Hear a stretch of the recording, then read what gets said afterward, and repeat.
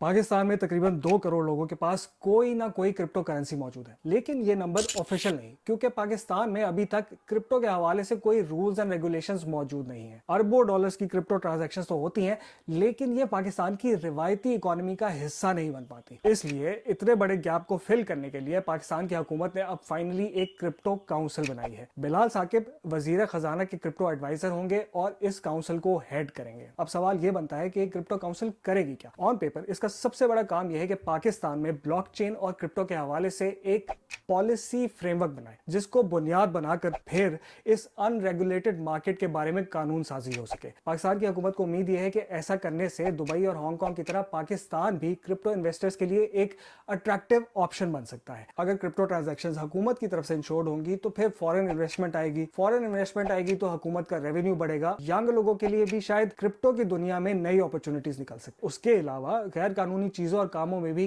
Crypto के इस्तेमाल को कंट्रोल किया जा सकेगा। अलबत्ता कुछ लोगों का ख्याल है कि ये सब करना तो जरूरी है, लेकिन इसके लिए अलहदा काउंसिल बनाने की जरूरत नहीं थी, बल्कि स्टेट बैंक ऑफ पाकिस्तान भी ये काम बड़े आराम से कर सकता था। आप में से जो लोग क्रिप्टो में इंटरेस्टेड हैं, कमेंट्स में बताएं कि आपका क्या ख्याल है।